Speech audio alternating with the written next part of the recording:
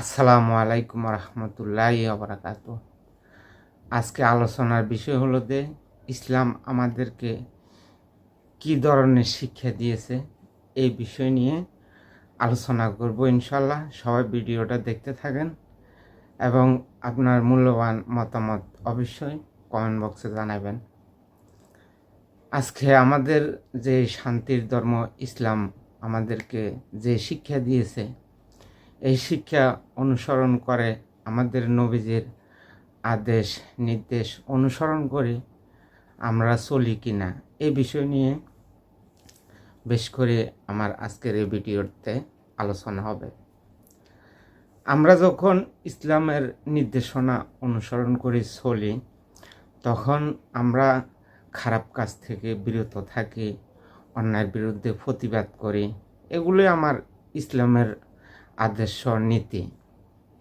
এখন যারা ইসলামের নাম ধারণ করে এই যে লুটফাট দুর্নীতি চুরি করে, তো এই ইসলামের মধ্যে যে শাস্তি আছে, যে আইন আছে, কানুন আছে, তাদের যে ইসলাম মোতাবেক এখন তাদের যে শাস্তি, এই শাস্তিটা আসলে কিভাবে দেওয়া হয় আর কি অপরাধ করলে কি শাস্তি পাবে, এটা আমার জানার খুব ইচ্ছা।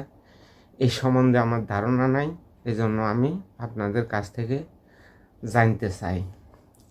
এই যে এক জামাতি ইসলামের নেতা নোয়াখালী হাতিয়া সুবর্ণচরে হরাই ৯৯ বস্তা চাল আত্মসাৎ করেছে সরকারি গুদামের।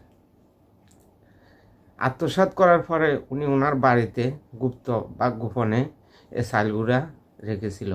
প্রশাসনের লোকজন গিয়ে এ চালগুলা জব্দ করেছে। এখন কোরআনী শাসনের আবার কোরআনী আইনে যে বিচার করা হয়, ওই বিচার অনুসারে এখন এই লোকের কি শাস্তি হওয়া উচিত এটা অবশ্য আপনারা জানাবেন যে এই লোকের কি সাজা হওয়ার দরকার। আমি জানি চুরি করলে হাত কাটি দেওয়া হয়। এখন কি জামাতের যে বর্তমান আমির শফিকুর রহমান, উনি কি নির্দেশনা দিবে ওনার এই নেতার হাত কাটার জন্য? ওনারা তো বলে যে কোরআনী শাসন আমরা প্রতিষ্ঠা করতে চাই, যারা অপরাধ করবে অপরাধ অনুযায়ী তাদেরকে যে কোরআনের নির্দেশনা দেওয়া আছে সেই অনুসারে তাদের বিচার হবে। এখন কোন অনুসারে এখন তার বিচার করা হবে এটা বাংলাদেশের জনগণ জানতে চায়।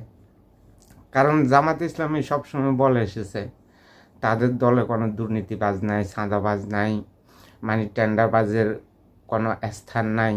এই কথাবার্তাগুলা সারা জীবন ধরে বলে এসেছে, কিন্তু আমরা সারা জীবন ধরে দেখে এসেছি তাদের ভিতরে লোকজন যারা আছে তারাই বেশি আকাম কুকাম করতে আছে, যেগুলা ইসলাম শরিয়া মোতাবেক নাজায়েজ, এই নাজায়েজ কামগুলা বেশি করতে আছে। বিভিন্ন মাদ্রাসা শিক্ষা প্রতিষ্ঠানে দেখা যায় ছাত্রদেরকে বলাৎকার করা হয়, নারীদেরকে নির্যাতন করা হয়। এই কর্মকাণ্ডগুলোর সাথে ডাইরেক্ট সরাসরি জড়িত জামাতের নেতারা।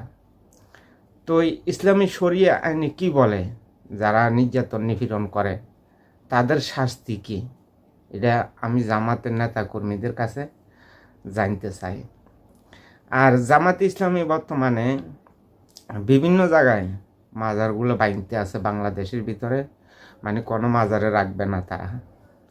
তাদের আদর্শ বাস্তবায়ন হবে এবং তাদের আধিপত্য বিস্তার করা হবে।